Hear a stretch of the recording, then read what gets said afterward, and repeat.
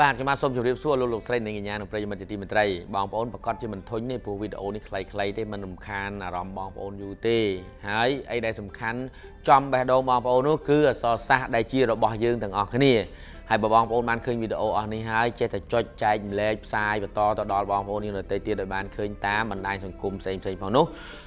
ជឿថាកម្មវិធីយើងនេះនឹងមានប្រសិទ្ធភាពដើម្បីឲ្យកម្លាំងចិត្តដល់ក្រុមការងារយើងខ្ញុំសូមមេត្តាជួយចែករំលែកហើយនឹងជួយ like ឲ្យបានច្រើនផងដែរព្រោះសម័យឥឡូវគេចង់បាន like ហើយ share ហ្នឹងឯងបាទលុយគេមិនសូវចង់បានទេតាមមើលណានិយាយលេងទេបាទឥឡូវនេះបានសំណួរមកទៀតហើយសំណួរបានមកដល់ដៃខ្ញុំច្រើនណាស់ប៉ុន្តែខ្ញុំសូមទោសដែលឆ្លើយមិនបានទាន់ចិត្តយ៉ាងណានោះក៏ប៉ុន្តែឥឡូវសូមលើកយកពាក្យស្រស់បងប្អូនយើងគាត់តែចែកគ្នាទៀតហើយស្រស់ហ្នឹងសរសេរសដាក់ស្រអោសឬក៏សដាក់ស្រអូសសដាក់ស្រអូនឹងសបាទស្រស់ពីរហ្នឹងគឺបើយើងមើលទៅអានដូចគ្នាសជើងរដាក់ស្រអោសក៏ស្រស់សជើងរដាក់ស្រអូនឹងសក៏ស្រស់ចុះស្រស់ហ្នឹងស្រស់ម៉េចគាត់ច្រឡំទៀតទេចុះស្រស់មីហើយបងប្អូនគេធ្វើការងារស្រស់គ្នាល្អស្រស់ហ្នឹងសេមួយណាមួយណីទៅបាទអញ្ចឹងកុំឲ្យច្រឡំគ្នាស្រស់មីគេស្រស់នឹងសបាទស្រស់មីគេស្រស់នឹងសមានន័យថាសដាក់សអូនឹងសស្រស់មីស្រស់មន់ស្រស់មីស្រស់មន់គេស្រស់នឹងសឯស្រស់គ្នាល្អស្រស់នឹងសអោណាចូលចាំណាស្រស់មីស្រស់មន់ស្រស់នឹងសឯស្រស់គ្នាល្អគឺស្រស់នឹងសអោអញ្ចឹងបងប្អូនធ្លាប់ហើយតែស្រស់យកមន់ទៅស្រស់ដើម្បីបោច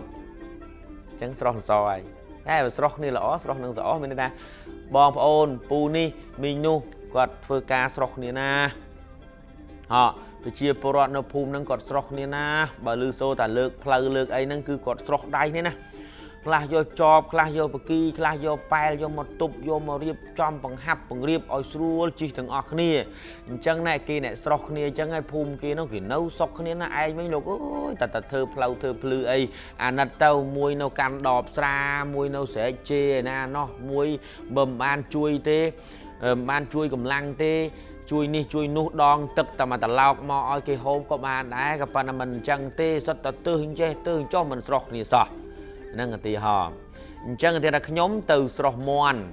យកមកបោចស្រស់ហ្នឹងស្រស់សឯពាក្យវិធីថាបងប្អូនគេស្រស់គ្នាល្អណាស់ស្រស់ហ្នឹងគឺស្រស់នឹងស្រអោសបាទអញ្ចឹងខ្ញុំជឿថាដូចជាមិនមានអីឆ្ងល់ទេពាក្យនេះងាយទេសមនឹងបងប្អូនដាក់រហស្សនាមឲ្យថាលោកសុគាគ្រូអ្នកទី1ហ្នឹងហើយបាទកម្មវិធីកំណែពាក្យខ្មែរហ្នឹងកែតែពាក្យណាល្មមដែលយើងយល់ទេតែពាក្យទៅជ្រៅជាងហ្នឹងអត់ហ៊ានយល់ទេបាទនិយាយតាមត្រង់ហ្មងខ្លាចខុសទៅបងប្អូនគ្រាន់តែ feedback គ្រាន់តែកែផ្ដល់ព័ត៌មានត្រឡប់ដើម្បីស្ថាបនាអីទេការលេងដាក់មកមហឹងត្រូលជេទៀតទៅ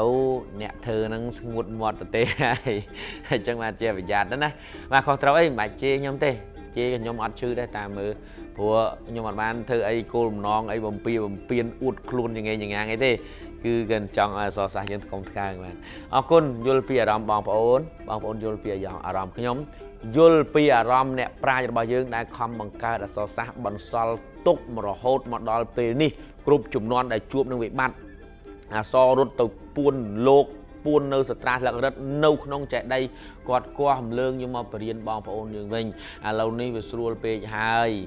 អត់មានចាំបាច់ភ័យខ្លាចកាឌៀកោកដោកាត់ទេអក្សរអស់នេះយើងជឿនលឿនហើយយើងនាំគ្នាថែរក្សាកុំឲ្យបាត់កុំឲ្យក្មេងក្រោយដៀលអរគុណជម្រាបលាបាទ